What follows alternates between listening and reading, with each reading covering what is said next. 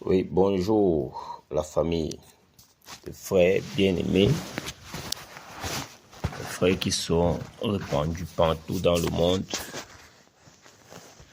et qui me connaissent de visage. Et ceux qui ne me connaissent pas de visage, mais qui me connaissent par mes prédications. Et je vous salue dans le nom du Seigneur Jésus-Christ. Aujourd'hui, je viens partager avec vous mon vécu, ce qui est un témoignage qui doit fortifier certains parmi vous. Je suis dans le nord, c'est la 2e année, et je veux partager avec vous ce que je vis, ce que je vis depuis que je suis arrivé dans la ville de Pitois. Justement, il y a de cela environ 6 mois, je suis arrivé dans la ville de Pitois avec ma famille parce que nous étions à Garoua. Alors, lorsque je suis arrivé, j'ai demandé à avoir l'espace pour faire le champ à côté de la maison. Donc, je voulais faire des arachides. Oh, celui qui m'a dirigé m'a mal dirigé et c'est comme ça que pendant que j'étais en train de travailler, je fais donc la rencontre d'un monsieur qui est arrivé et ce n'était pas vraiment agréable parce que il s'avérait que le lieu où on m'avait positionné n'était pas un lieu d'usage personnel. Bon, nous avons échangé et les choses se sont passées bien. Et j'ai fui invité dans l'assemblée où le monsieur persévérait parce qu'il m'avait dit qu'il persévère à l'église de Jésus-Christ, pas de dénomination, et j'étais tellement content parce que c'est un combat que nous menons parce que aujourd'hui les chrétiens se sont égarés dans la dénomination. Parce que l'autre dit que je suis de tel, je suis de tel, comme Paul pouvait dire, chacun se réclame d'être d'Apollos, l'autre de Paul. Est-ce que Paul est mort pour quelqu'un? Donc, c'était un peu ça. Donc, des gens qui se réclament d'être de telle dénomination, de telle autre. J'étais tellement ravi de savoir que il y a aussi des gens ici qui vivent dans cette pensée que l'église de Jésus-Christ est une. Elle ne doit pas être divisée et elle ne doit pas porter de nom. Je suis donc allé vers eux. Nous avons commencé à prier ensemble. Bien-aimé, je me suis rendu compte que nous étions bien. Ah oui, parce qu'il faut le dire, nous étions bien. Je les ai embrassés en des frères, en des sœurs, en une famille en Christ. Je les ai embrassés de tout mon cœur. Pour ceux qui me connaissent, comment j'agis quand je rencontre les véritables bien-aimés. Pour ceux qui me connaissent, vous savez comment je fais. Alors, j'ai tout donné, comme vous pouvez savoir, pour ceux qui me connaissent. J'ai tout donné, tout mon amour, mes biens, j'ai donné.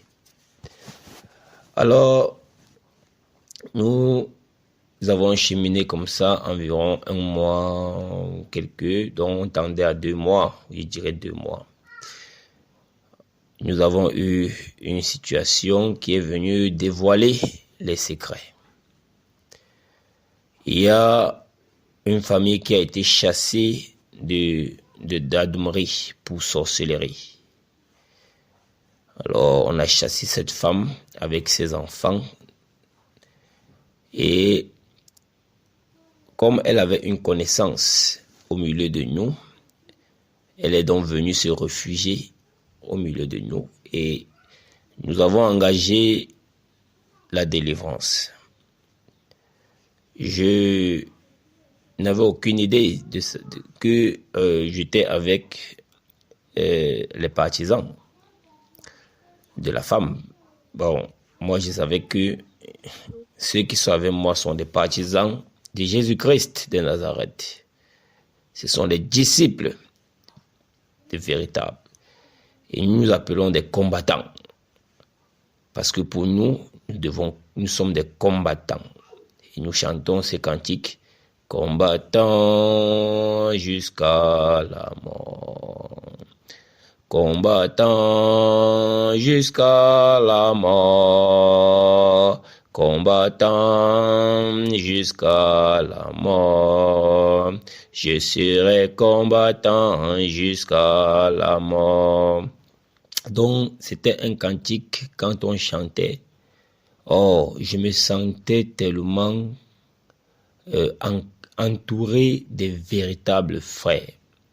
Des frères qui ont compris la chose et qui sont prêts à mourir pour Christ, pour la chose de Christ, sans toutefois régner le maître.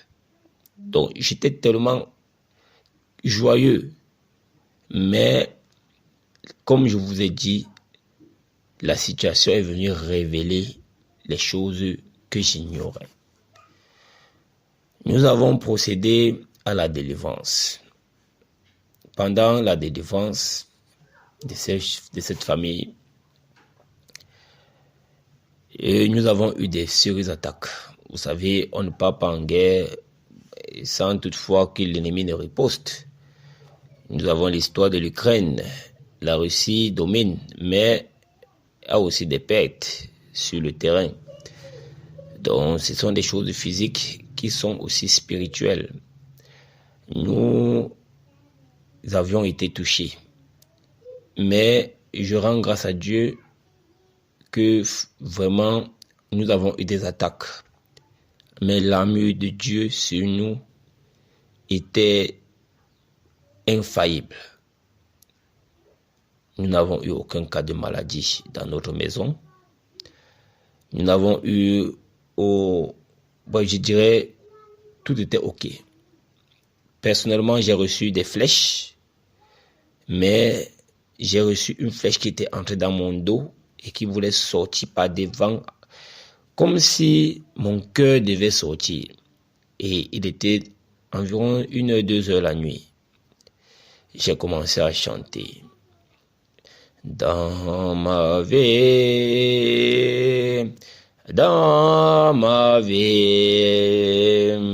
je veux voir Jésus dans ma vie, dans mon cœur, je veux voir Jésus dans mon cœur maintenant, je veux voir Jésus, je veux voir Jésus maintenant. Bien-aimé, c'est quand j'étais en train de chanter cela, difficilement. Je pense que vous comprenez quand je dis difficilement, qu'au fur et à mesure que je chantais, la douleur atroce de mon cœur qui voulait sortir par devant ma poitrine se calmait jusqu'à ce que, aux environs de 3h30, la douleur a disparu complètement.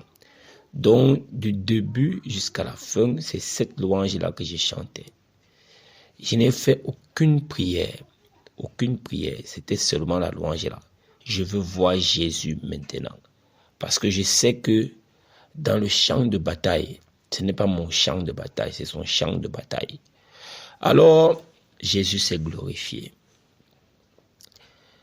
Du côté des autres bien-aimés, ils ont eu des maladies.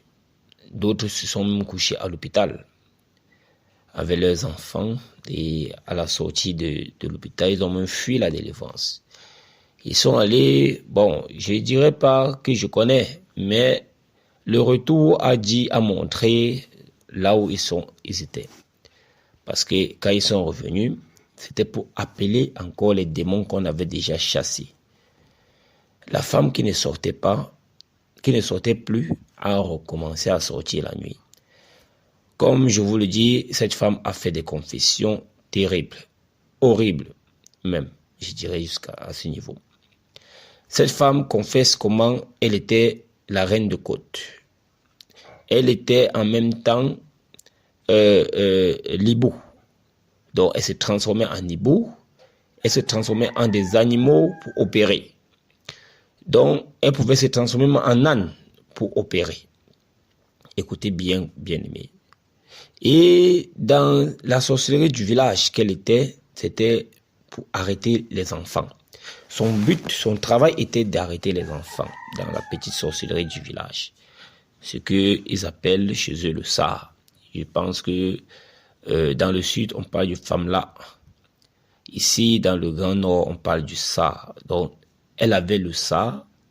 Et ce sa, dans son sa, ce qu'elle avait à faire, c'était d'arrêter les enfants. On attache. Donc, on attachait. Et les enfants qui sont arrêtés ne meurent pas, mais ils sont souffrants toute leur vie. Donc, vous pouvez avoir un enfant chez vous, et puis vous vous rendez compte que l'enfant aujourd'hui va bien, demain ne va pas bien. Donc, tout le temps, l'enfant est souffrant, vous êtes à l'hôpital, tout le temps. Toute la vie de l'enfant, c'est comme ça. Il est toujours... Donc, il peut vous donner les excuses de 2 mois. Mais quand l'argent entre un peu, allez, l'enfant rechute. Papa, vous êtes à l'hôpital, ainsi de suite. L'enfant est attaché quelque part. Les sorciers l'ont pris. On le manipule dans le but de vous dévorer davantage. Donc, par le témoignage de cette femme, j'ai compris cette chose-là. Ce que je ne connaissais pas avant. Donc, bien aimé, nous avons prié parce que bien que après tout cela, excusez-moi, hein, je suis en train de parler, je n'ai rien écrit, donc c'est comme cela revient dans ma tête que je vous dis. Ça peut être désordonné, mais que le Saint-Esprit vous aide à comprendre ce que je suis en train de vous dire. Je n'ai écrit nulle part. C'est comme cela vient. Et comme je me rappelle que je vous dis. Donc, excusez-moi si je pars devant, je viens derrière. Je suis dans l'obligation parce que il faut que vous compreniez ce qui se passe ici. Si vous n'avez pas compris, peut-être c'est votre problème aussi. Ce que je suis en train de vivre. Ou bien ce que cette famille-là est en train de séjourner ici. Ce que cette famille a fait et continue à faire peut être aussi votre situation. On ne sait pas. Donc, Dieu s'est manifesté. Je continue l'histoire. Nous avons procédé à la délivrance. Après la délivrance, la famille a demandé le baptême. Les bien-aimés ont refusé le baptême. Ils ont dit qu'il faut observer d'abord. Je vous dis, le baptême a été renvoyé à 4 reprises. Non, c'est la 4e fois. Oui, à 3 reprises. C'est la 4e fois que nous sommes allés aux eaux de baptême. Donc, bien-aimés, c'est par la main puissante de Dieu que cela a eu lieu. Et même pour que ces gens partent aux eaux de baptême, c'était forcé. Vous sentez le feu de Dieu derrière les gens. Et quand ils arrivent aux eaux de baptême, même chanter, ils ne chantent pas. Ils ne peuvent pas louer Dieu. Ils ne peuvent pas adorer Dieu. Et on s'attend que c'est eux qui doivent entrer dans l'eau baptisée. Ils n'entrent pas dans l'eau. Ils restent. Et on leur dit, bon, comme nous sommes déjà vieux, parce qu'au milieu d'eux, les anciens, il y a des vieillards. Et qu'ils ont des problèmes, ils ont des problèmes des yeux. Donc, on s'attendait que c'est les jeunes dirigeants, bon, ceux qui ont dit que c'est leur affaire, que c'est eux qui devaient prendre la chose en main pour entrer dans l'eau et baptiser. Ils sont reculés et il est venu vers moi. Il me dit, Gédéon, est-ce que tu peux? J'ai dit, il n'y a pas de problème. Il n'a même pas fini sa phrase. Il dit, il n'y a pas de problème. Je suis entré dans l'eau. J'ai sanctifié l'eau. J'ai fait ce qu'il y avait à faire par la grâce de Dieu. Je suis sorti sans aucun souci. Bon, c'est après que je comprends que ils avaient peur que, étant dans l'eau, les esprits des eaux qui avaient été chassés pouvaient les saisir. Donc, vous pouvez comprendre un peu la raison pour laquelle ils ne pouvaient pas entrer dans l'eau. Bien aimés, nous sommes sortis de l'eau. Nous faisons la prière. Même le chapeau sur la tête, on avait difficilement enlevable. On a commencé la prière, le chapeau était encore sur la tête. Et moi, j'étais là, j'observais davantage. Vous savez, en ce moment-là même, je n'avais encore reçu aucune révélation, aucune. Donc pour moi, je me disais que certainement c'est l'esprit d'orgueil. Parce qu'il y a les jeunes serviteurs là, quand ils arrivent à un moment, ils voient que Dieu travaille avec eux, l'orgueil monte. Et du coup, ils se disent que la chose de Dieu là, c'est leur chose. C'est eux qui prennent les décisions. Mais bon, j'étais encore à ce raisonnement, à ce niveau. Mais je ne savais pas qu'ils avaient déjà touché la profondeur de Satan. Je dis bien, ils avaient déjà touché la profondeur de Satan. Alors, le fait de refuser le baptême était tout simplement parce qu'il fallait qu'ensemble, ils continuent à opérer avec ces sorciers, cette femme et ses enfants. La preuve, bien aimé, c'est que j'ai initié un programme de 21 jours de jeûne après le baptême pour concrétiser. En fait, c'était plutôt, j'avais initié 21 jours de jeûne, sachant que 3 jours après, nous serons dans les eaux de baptême. Et après, nous allons continuer les jours, la délivrance. Oui, pour que la délivrance soit effective pendant les 21 jours. C'était ça. Donc, c'est après le 3e jour, le baptême n'a pas eu lieu. Le 4e jour, le baptême n'a pas eu lieu. Le 5e jour, le baptême a eu lieu. Les autres jours, parce qu'on appelait le boss, il ne décrochait pas. J'ai demandé, donc s'il n'est pas là, ça ne peut pas avoir lieu. Donc l'œuvre de Dieu est conditionnée par quelqu'un. On me dit non, c'est parce qu'il était là au commencement, il dit que non. Même si je ne suis pas là, même si j'étais là au commencement, je ne suis pas là. Vous savez ce qui peut arriver à ces âmes si ces esprits-là reviennent. Et si ces esprits reviennent et que ces âmes sont tourmentées, tuées, vous savez à qui le sang sera redemandé. Donc, le salut de quelqu'un n'est pas conditionné par quelqu'un. Qu'il soit là ou pas, nous devons faire le travail. Quand on parle du gourou, nous avons l'habitude d'entendre parler de gourou, mais cette fois-ci, je l'ai vécu en vrai. Tout le monde était sceptique. Tout le monde était figé. Que tant qu'il n'est pas là, ça ne peut pas, le baptême ne peut pas avoir lieu. Dieu a donc étendu sa main puissante, a mis le feu derrière son dos. Il est venu par le feu et même étant mécontent, le baptême a eu lieu. Et quand il se voit vaincu, Il rentre, il part faire la réunion encore avec ses frères pour dire qu'on doit interdire à ces hommes de témoigner. On doit les interdire de témoigner. Et moi, je suis pas au courant de cette réunion. Alors, en soirée, puisque nous étions encore toujours dans la période de 21 jours, et ils ont sorti le verdict que les anciens ont décidé que ils doivent s'abstenir de témoigner parce qu'ils n'ont pas encore intégré le groupe. Parce qu'ils n'ont pas encore complètement intégré le groupe. Parce qu'il faut donner la phrase exacte. Ils n'ont pas encore complètement intégré le groupe.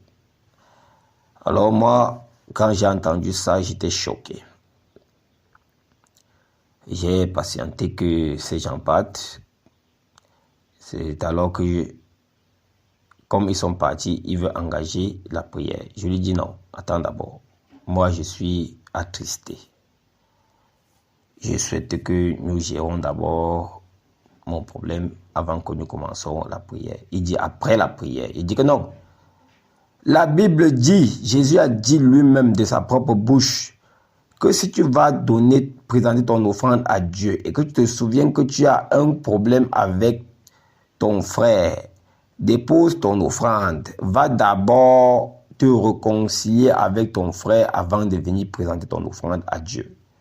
Alors, il y a un souci. Quelle est l'offrande qu'on va donner à Dieu dans cette prière-là? Le gars veut insister. Là où moi aussi, je lève dans le ton. Je lui dis, mon ami, c'est la chose de Dieu, ce n'est pas ta chose. Si tu as eu dans ton cœur, dans ta pensée, que ici, c'est ta chose, lave ça dans ta cervelle rapidement. Parce que je suis ici, parce que c'est la chose de Dieu. Si c'est ta chose, tu ne peux pas être ici. C'est comme ça que, mais la nuit là, c'était chaud. Le gars me fait comprendre que ça fait seulement 2 mois que je suis là. Tout ce qu'on dit, je m'oppose. Tout ce qu'on fait, je m'oppose. Je dis que, mais tout, en 2 mois, moi je ne comprends pas. Rectification. Je m'oppose sur 2 choses. Baptême et témoignage. Si vous dites qu'on doit observer pour le baptême, je n'observe pas. Si quelqu'un demande le baptême, on baptise.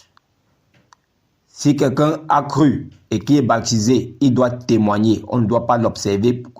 Ça ne doit pas être qu'il n'a pas encore intégré le groupe. Parce que quand tu es baptisé, tu es déjà dans le corps du Christ. Donc, tu dois témoigner. Voilà les 2 choses. Les autres choses, c'est toi qui connais. Donc, s'il y a autre chose, mets sur la table pour que je prenne connaissance de la chose. Quand tu dis tout, c'est vague. Moi, je suis perdu. Bien-aimé, les yeux de mon frère sont devenus rouges. Il a commencé à dire des propos terribles. Tu ne me connais pas. Tu ne me connais pas. Tu ne connais pas mon deuxième visage. Je lui ai dit, mon frère, si tu veux, tu as 15 visages. Moi, c'est Gédéon. On ne m'intimide pas. Comprends ça. On ne m'intimide pas. Que tu aies 1000 visages, viens avec. Je vais t'arrêter. On sait. Il dit que l'esprit de division que tu es venu avec, il dit que non. L'esprit de division, c'est l'esprit de celui qui a 2 visages. Parce que je suis ici avec un seul visage. Je n'ai pas 2 visages. Mais je dis, ton deuxième visage là, est l'esprit dont tu fais régner ici. Et quand il dit, l'esprit dont tu fais régner ici, le papa qui m'avait amené, il dit, c'est quel esprit qui est ici? Il dit, mais tu réponds comme à part, ce que lui dit, tu ne réponds pas. Quand lui parle là, moi je réponds que c'est ce qu'il lui dit. Il parle de l'esprit, un nouveau esprit. Et je lui réponds donc que l'esprit qui fait régner, l'esprit d'Antéchrist qu'il fait régner ici, ça n'aura pas d'effet tant que je suis vivant. Et comme je suis au courant que vous avez l'esprit d'Antéchrist, que je sois là ou pas, sachez une chose, tout programme de sang sera nul et sans effet ici. Ça va toujours retomber sur votre tête. Je les ai dit ça cette nuit. J'ai dit, tout programme de sang que vous allez soulever ici, ça sera nul et sans effet. Et ça va seulement retomber sur la tête de ceux-là qui approuvent que le sacrifice soit fait. Jésus a déjà fait notre sacrifice. Nous n'avons plus besoin de notre sacrifice. C'est comme ça, bien-aimé, que j'ai répondu cette nuit. La nuit a été chaude jusqu'à minuit. C'est à minuit que le papa qui m'avait amené là-bas, il dit vraiment, mes enfants, vous êtes mes enfants. Rendez ma joie parfaite. Vraiment, je désire que vous faites la paix, que nous continuions comme nous avons commencé. Je me suis levé pour aller arrêter la main de mon frère pour lui dire vraiment si nous avons déplacé des mots. Déjà que je reconnais que nous avons déplacé les mots. Parce que si nous sommes frères, il n'y a pas lieu de penser certaines choses. Mais quand je me suis levé pour arrêter sa main, il a tiré sa main dans ma main. Il m'a dit, il ne peut pas être hypocrite. Il a versé les larmes en parlant. Comment j'ai dit qu'il est antéchrist. J'ai dit qu'il y a l'esprit d'antéchrist. Je n'ai pas dit que tu es antéchrist. Je n'ai jamais prononcé le nom de quelqu'un. J'ai dit l'esprit d'antéchrist est entré au milieu de nous. Alors, pourquoi ça va te blesser? Si ça ne te concerne pas, et je crois que j'avais bien dit que les bien-aimés qui viennent avec l'esprit d'antéchrist rejettent cet esprit d'antéchrist. Donc, pourquoi tu vas porter le fardeau de ce qui n'est pas? Alors, si tu portes le fardeau, je m'interroge. Donc, il a versé des chaudes larmes comme ça et on a fait... Moi, j'étais sincère dans ma paix. Mais le lendemain matin, ils sont encore allés chez le papa qui m'avait amené. Ils ont fait notre réunion pour venir le soir dire que le conseil des anciens a décidé que Gédéon est suspendu de toutes les activités de l'église. Alors, en cet instant, même quand je reçois la nouvelle, je veux parler, ma bouche se ferme. Je veux forcer pour parler, c'est comme une boule qui vient se poser à ma gorge. Rien ne sort. Alors, j'ai compris que je n'ai rien à dire. J'ai pris ma Bible, tout ce qu'il disait encore, j'étais concentré dans ma méditation. Alors, quand j'ai ouvert ma Bible, le Seigneur me parlait davantage d'eux à travers sa parole. Alors, ils ont fini, nous sommes séparés, nous sommes rentrés. Alors, bon, j'ai compris. Et jusqu'à là, je n'ai aucune révélation. Jusqu'à ce moment-là, je n'ai aucune révélation négative. Je continue mon programme de prière avec la famille, la famille qui avait été chassée pour sorcellerie d'Adomri. Et donc, ils ont eu le baptême et donc, on ne veut pas qu'ils témoignent. Alors, le Seigneur commence à aller révéler les choses.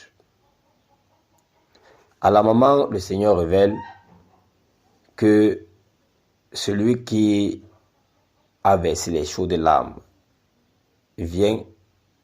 Dans un songe, elle était en pleine accusation. Elle était assise dans la lumière. Elle entend quelqu'un qui lui dit, elle n'est pas encore propre, elle n'est pas encore propre. Elle est encore sale. Elle est encore sale. Et c'est comme ça, comme il était en train de l'accuser, c'est comme ça que les ténèbres l'envahissaient. Et subitement, c'est Gédéon qui est sorti derrière, en déclarant qu'elle est sanctifiée.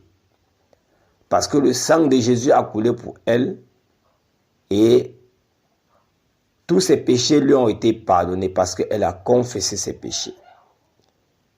Bon, avec d'autres paroles qu'elle pouvait prononcer, Et comme Gédéon parlait, c'est comme ça que la lumière a encore repris totalement sa vie. Elle s'est retrouvée encore dans la lumière. Ça, c'est un songe. Deuxième songe, elle a fait un deuxième songe où le même monsieur dont je vous parle, le même monsieur est dans son songe et qui vient lui dire, ouais, comment tu peux abandonner notre contrat? N'est-ce pas, on avait un contrat que tu devais m'aider à arrêter les enfants pour que nos choses avancent?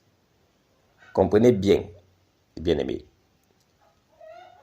Donc, cette femme qui était dans la sorcellerie et qui arrêtait les enfants, ils avaient un contrat dont elle devait l'aider à arrêter les enfants pour que leurs choses avancent. La femme lui dit dans le rêve, je ne suis plus dans ce genre de choses. Je ne marcherai plus dans la sorcellerie. J'ai déjà libéré tout le monde. Je ne veux plus rien. Écoutez très bien. Donc, le gars avait programmé, quand cette famille est arrivée, il a vu des alliés qu'il devait manipuler pour accomplir ses desseins machiavéliques. Gloire à Dieu. Gloire à Jésus-Christ qui a commencé à me montrer avec qui je suis. Ceux que j'appelle mes compagnons d'œuvre. Ce n'est pas par moi. Je n'ai pas eu de révélation, personnellement. Mais voilà comment les révélations ont commencé à susciter. Et j'ai commencé à comprendre pourquoi, en réalité, ils pouvaient s'opposer au baptême. Parce qu'ils savaient que le baptême était un bien de libération totale. La chose est allée au point où, bien aimé, oh Seigneur Jésus, Seigneur Jésus, ils ont commencé à me faire des attaques. Moi, je les ai esquivés de toutes les manières. Comme je connaissais déjà leur secret, je sais déjà que eux, ce qu'ils font, ce n'est pas la louange à Dieu. Ils adorent un autre Dieu qui n'a rien à voir avec l'Éternel, mon Dieu. Qui n'a rien à voir, ils ont un autre Seigneur qui n'a rien à voir avec Jésus-Christ de Nazareth. Maintenant, ils ont commencé à faire des attaques physiques. Puisque du côté spirituel, cela ne donne pas. Je suis avec des frères, il y a de cela 2 mois. Je passe mon temps dans leur maison. Personne ne connaît ma maison. Un beau matin, je suis surpris, on me dit, ne viens plus chez moi, parce que tu ne pars plus chez tel. Tu ne pars plus chez tel et chez tel. Je dis, ok. Moi, je viens chez vous, n'est-ce pas? Je venais chez tout le monde, n'est-ce pas? Qui de vous connaît ma maison? Ah, donc comme je ne pars plus chez quelqu'un d'autre, ça veut dire que c'est de cette manière que nous devons prendre. Je comprends. Il n'y a pas de problème. Je ne viendrai plus. Et depuis le jour-là, je n'ai plus mis pied. Mon baf, le baf avec lequel j'évangélise, était au service de là. Ils m'ont dit que le baf les trouble. Je ne suis pas là, mais le baf les trouble. Le Seigneur est grand. Que je viens porter mon baf. Mais sinon, avant qu'il ne dise que je viens porter mon baf, le Seigneur m'avait averti le matin pour récupérer le matériel. J'étais déjà en route pour aller. C'est alors que le monsieur m'appelle.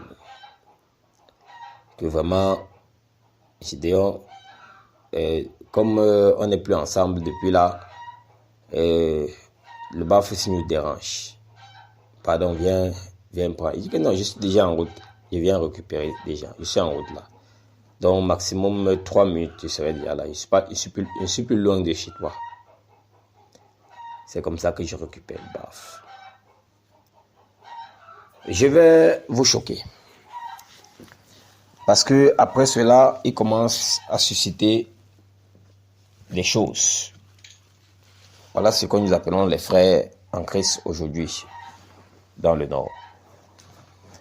Il commence à dire aux gens, à cette famille, de me chasser chez eux.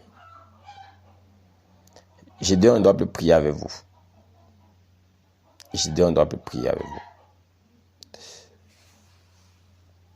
La famille sait du moins, parce que la famille en a reçu des révélations sur eux. Ils ont reçu une autre révélation où ce patron qui venait les posséder la nuit était saisi de frayeur, arrêté par la prière, il était saisi là. C'est-à-dire, quand ces familles racontaient des choses, ils parlaient avec précision, en donnant le nom de la personne qui était là. Donc, rien n'était caché. Donc, en ce moment, cette famille savait réellement que ils sont faux. Mais, comme je dis, il y a un esprit de familiarité qui existe ici, sur cette terre, que si tu ne peux briser cela, ton salut est en danger. C'est comme ça que l'esprit de famille les a engloutis. Et je reçois une nuit qu'on a remis à cette femme 5 démons. J'ai seulement conclu qu'elle est rentrée dans tous ces sectes. C'est tout. Voilà ce que j'ai conclu. Et que sa fille qui était à côté d'elle comme étant une personne vexée dans la prière, elle a été possédée. Waouh! Je suis surpris. Mais cette fille, remplie du Saint-Esprit, comme elle le dit, comment elle peut être possédée? J'ai dit, je ne peux pas douter. Mais j'attends. Parce qu'on m'a donné le signe. On a dit, bientôt, elle va commencer à confesser que le frère qu'ils ont eux-mêmes reçu la révélation qu'il est un sorcier, elle va commencer elle-même à confesser que c'est un vrai frère, qu'il s'est repenti. Ça, c'était le signe. Alors, je suis resté tranquille. Attente. Et je les ai dit, voilà ce que j'ai reçu. Et voici ce qui en sera. C'est ça qui va me confirmer que tu es possédé. Alors, la chose a tourné, a rêvé. Bien aimé, je ris avec les pleurs, avec les larmes dans les yeux. Elle a commencé à dire comment il a 16 ans de foi, moi je ne suis qu'à 13. Waouh. J'ai dit, la foi, c'est le nombre d'années. Mais quelqu'un a 16 ans de foi, mais il n'a jamais fait 3 jours de jeûne à sec. Il confesse que c'est la première fois qu'il a fait 3 jours de jeûne à sec pour votre cas. C'est pas amour. Donc, nous autres qui avons déjà fait les 7 jours à sec, les 21 jours, moitié. Oui, 21 jours. Donc, nous prenons les 18 jours à moitié et les 3 derniers jours à sec. Nous là, nous ne connaissons rien. Mais pour quelqu'un qui a 16 ans dans la foi et que donc, c'est la toute première fois dans sa vie de faire 3 jours de jeûne à sec. C'est lui qui a l'ancienneté. Jésus se rappelait que la parole de Dieu dit qu'un jour devant Dieu est comme 1000 ans ailleurs. Donc, il peut avoir fait 16 ans sans jamais faire une seconde devant Dieu. La preuve en est que, voilà le tout premier combat qu'il a eu dans sa vie, qu'il envoie à l'hôpital. Le tout premier combat. Donc, s'il avait 10, c'est que toute sa maison, il devait avoir déjà les folies chez lui. S'il avait 10 combats de cette manière.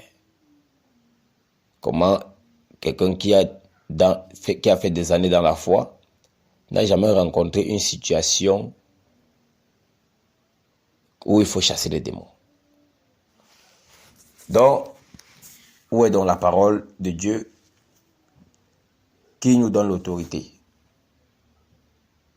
en son nom de chasser les démons? Alors,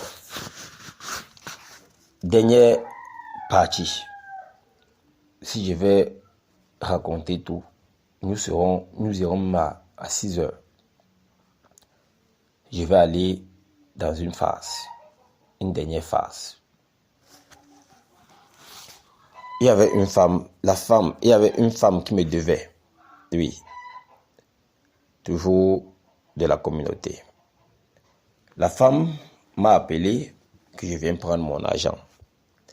Je suis allé prendre mon argent et la même nuit que j'ai pris mon argent, à 1 heure, je fais un songe. Je suis en train d'arriver chez moi, je trouve une table ronde. Les hommes sont assis en train de faire la réunion. Je dis, mais c'est devant ma barrière que vous faites votre réunion et directement je remarque ce monsieur, ce jeune homme, dont cette personne-là qui disait que la femme a reçu dans le songe, il disait elle n'est pas encore pure, elle n'est pas encore propre, elle n'est pas encore pardonnée, elle n'a pas encore tout confessé et que les ténèbres l'envahissaient. Je le vois sur cette table. Là, je dis que, hey, donc, vous avez décidé de venir faire la sorcellerie maintenant que devant ma maison. C'est comme ça qu'en saccageant la table, je me suis réveillé. Je regarde l'heure, je vois, il est 1 heure. J'ai prié. Je me suis couché. Le matin, aux environs de 4 heures, le même jour, donc on est dans la même nuit, ma femme rêve. Elle rêve que on est à la maison, les fourmis sont venues envahir la maison. Les fourmis sont venues de tout part, donc ça venait sans direction. Ils ont marché à la maison, fouillé la maison, mais ils n'ont rien trouvé. En partant maintenant, ils ont formé une seule ligne. Dans le rêve, elle avait peur. Elle avait peur. Quand ils partaient, elle a suivi donc la ligne. Elle voit que ils sont allés chez ce papa qui nous avait amenés dans cette communauté. Les fourmis sont entrées dans ses pieds, rongées. Donc, on pouvait voir la peau au-dessus, intacte, mais à l'intérieur, même les os étaient déjà tout rongés. On a envoyé m'appeler. Je suis venu. On a dit, il faut appeler ta femme aussi. On a envoyé appeler ma femme. Ma femme est venue. Il y avait 2 coupes. Le verre de champagne. J'ai pris les verres de champagne, j'ai donné à madame. Les verres étaient vides. Maintenant, je les ai parlé. Ils n'ont pas écouté. Et il y avait 2 personnes qui étaient attachées. Une personne qui était costaud et une personne qui était mince. Ils étaient attachés sur le nimier. Et lorsque j'ai parlé, ils n'ont pas écouté. Ils ont dit, ok, ils vont aller à l'hôpital. Ils ont transporté le vieux, ils ont amené à l'hôpital. Parce qu'on savait qu'on devait couper le pied au niveau du genou. Arrivé à l'hôpital, on a coupé jusqu'au pied, jusqu'à la cuisse. On a coupé complètement Donc, il n'y avait même plus rien qui restait. Bien aimé, quand elle s'est réveillée avec ça, bref, ce songe-là, c'était un long songe, donc je ne me rappelle pas tout. Voilà la partie où je me rappelle dans ce songe.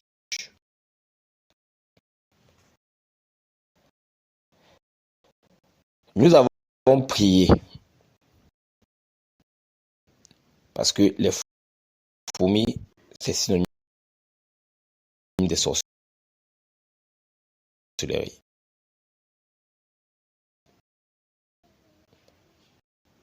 Donc, on a envoyé la sorcellerie chez nous avec des motifs. Ils sont venus trouver que nous sommes innocents. Ce donc pourquoi on nous accuse est faux. Et c'est comme ça que c'est retourné vers eux. Ayant compris le songe dans ce sens, nous avons donc prié pour retour à l'envoyeur. Ce jour-là. Nous avons prié retour à l'envoyeur. Et quelques jours après que nous avons fait cette prière,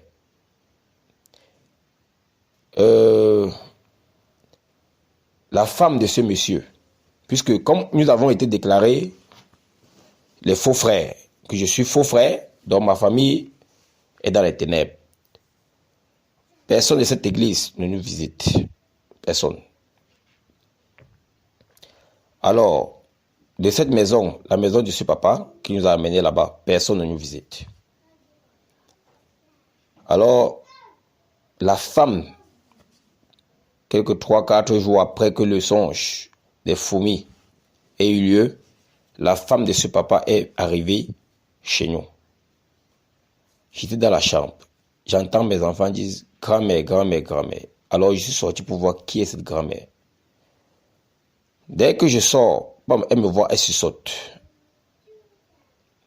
Je suis donc resté à la porte fixé sur elle. Mes yeux fixés sur elle. Parce que vous ne pouvez pas déclarer que nous sommes faux. Vous ne venez pas chez nous. Et quand nous avons des révélations et nous avons renvoyé, retourné à l'envoyeur, et surtout que nous avons vu la direction, pourquoi tu es venu chez moi? C'était ça dans ma tête. Alors, elle s'est sentie mal à l'aise, elle a déposé ma fille qu'elle avait portée. En déposant ma fille, elle avait déjà mis un gongon dans sa main. Le gongon, c'est des trucs comme le pistache là. Comme on récolte le pistache, bon, il y a des trucs qui sortent en bouche, on enlève, on pèse parfois, on garde les choses à l'intérieur. Donc quand c'est déjà sec, on pèse, on garde les trucs. Donc ça a la forme du pistache long, avec un bec comme ça. Elle a laissé un petit truc comme ça à ma fille. Alors, je vois ma fille en train de jouer avec quelque chose de nouveau. Je demande à ma femme, c'est quoi ça? Elle me dit, c'est sûr que c'est la grand-mère qui lui a donné. Je dis que c'est la grand-mère de qui? Elle donne quoi? Va lui remettre ça. Ma femme est sortie pour le remettre. Alors, la grand-mère lui dit que non, elle a seulement cueilli ça là-bas derrière. Elle a refusé de prendre. Elle a seulement cueilli ça. Il y a le champ de ça là-bas derrière. Je vous dis que jusqu'à aujourd'hui, j'ai déjà fouillé tous les alentours de la maison. Je ne vois pas là où il y a le champ de ces choses-là, de ce truc-là.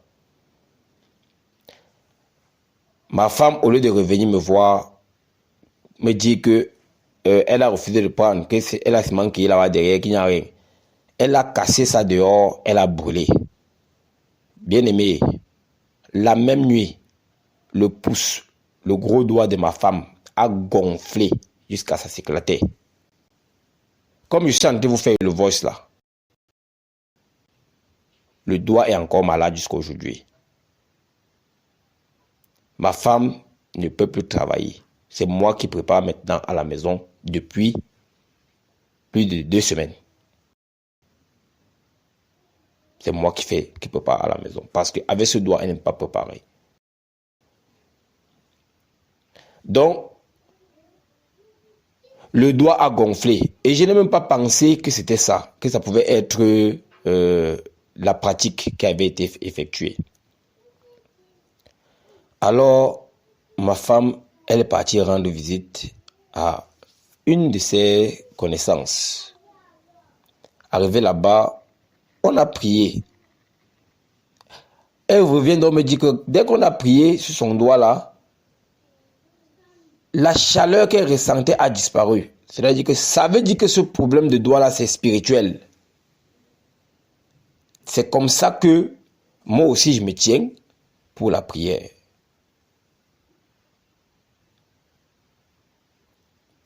La femme est venue 3 jours après qu'elle soit venue avec son truc. Je fais un songe. Écoutez-moi bien. J'étais avec ma femme, on était parti avec l'enfant rendre visite à ma belle-mère.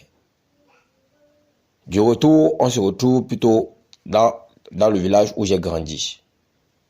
Sur une colline, on est en train de monter. C'est un long serpent qui vient m'enrouler, me serrer, voulant me tuer. Et on commence à tirer l'enfant dans ma main. Je crie au nom de Jésus. L'enfant est toujours en train de disparaître dans ma main.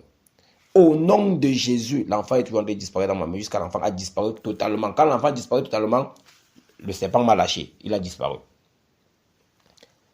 Nous avons commencé à chercher l'enfant, ma femme et moi.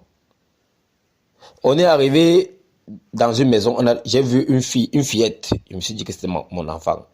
C'est comme ça que j'entre dans la chambre là, brusquement. On me dit que non, c'est pas ton enfant, c'est Maïva. Je regarde, je vois, c'est vrai, c'est pas mon enfant. Quand je ressors de la chambre, je ne vois plus ma femme.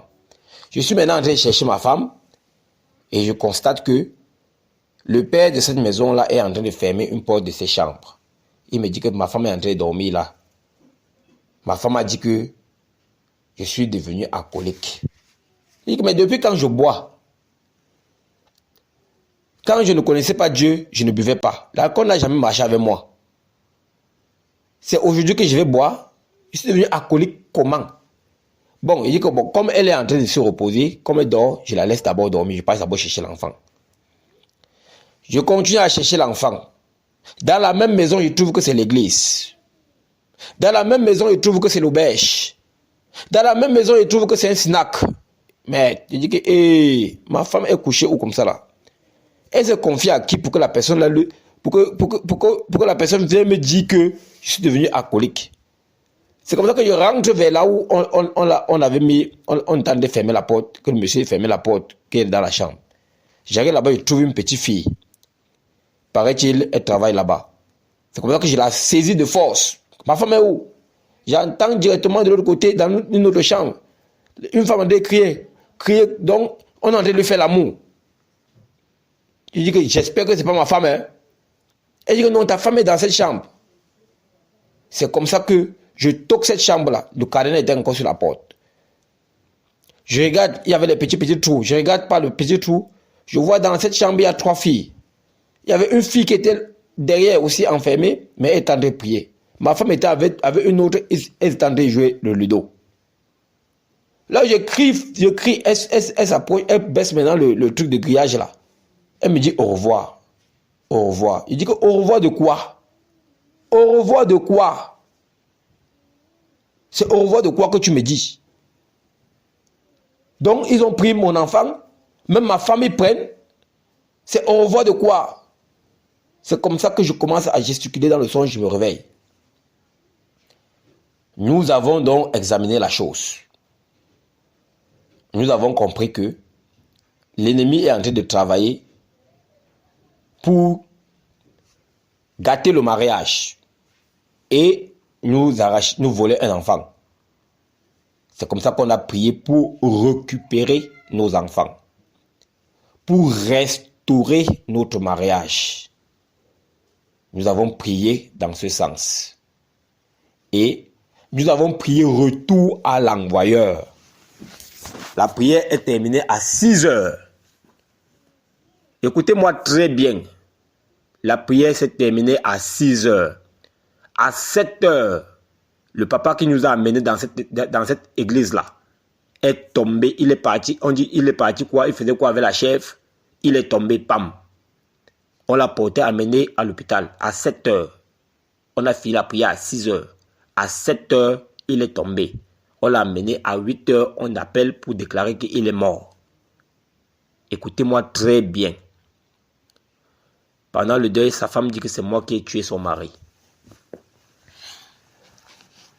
Donc, bien-aimés, je veux que vous sachiez ce que je traverse aujourd'hui dans le Nord. Et je veux que vous continuiez à prier pour moi. Je ne regarde pas le combat, mais priez que l'évangile continue à être prêché.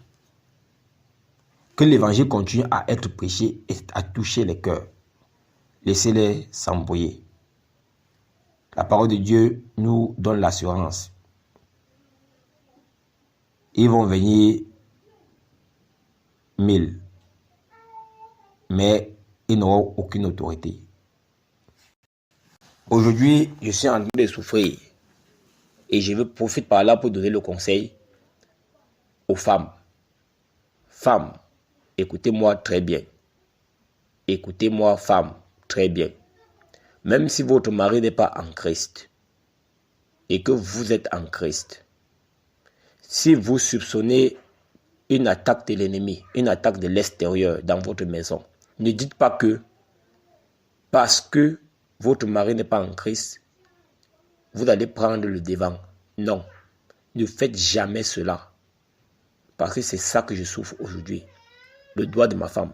Si ma femme était venue me donner ce ngongon, je devais casser, brûler avec mes déclarations.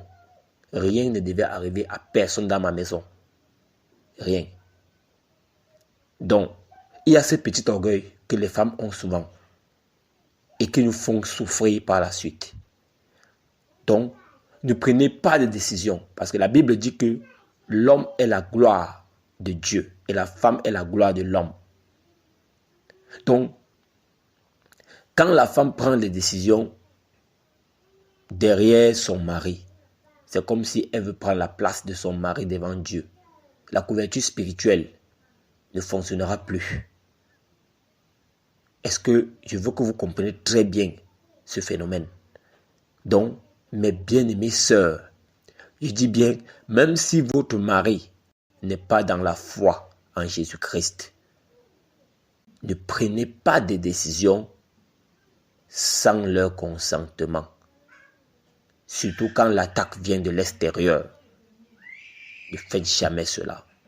Vous aurez toujours la victoire. Et par cela, pour ceux-là qui ne sont pas encore dans le Seigneur, ils viendront dans le Seigneur parce qu'après, ils verront le témoignage vivant que Dieu a opéré. Et c'est ça qui va les convaincre.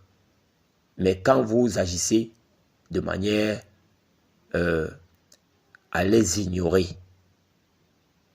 vous montez davantage l'orgueil de Satan dans leur cœur. Oui, parce qu'eux, ils savent que la Bible dit que la femme doit être soumise en toutes choses à son mari. Oui, surtout selon le Seigneur, bien sûr. Donc, bien-aimées sœurs, je finis ce petit témoignage en vous donnant ce conseil. Soyez vigilantes. Mes frères, priez pour moi. Que Dieu me fortifie. Parce que le projet de l'ennemi aujourd'hui, dans la vie de Pitois, c'est que comme je suis venu troubler leurs actions, il faut que je sois chassé de Pitois. Comprenez bien, il faut que je sois chassé de Pitois. C'est ça le projet maintenant. Donc toutes les manigances qu'ils font aujourd'hui, c'est pour que je sois chassé. J'apprends que le matin où ce papa est mort, on s'était levé, on avait déjà programmé aller faire un sabotage sur moi quelque part. Mais Dieu a confondu leur sabotage. Que Dieu te bénisse, toi qui écoutes, toi qui pries pour moi. Oui, que Dieu te fortifie et surtout te rend inébranlable en toute situation. Au nom de Jésus-Christ. C'est le frère Gédéon qui vous parle depuis Pitois, dans le nord. Amen.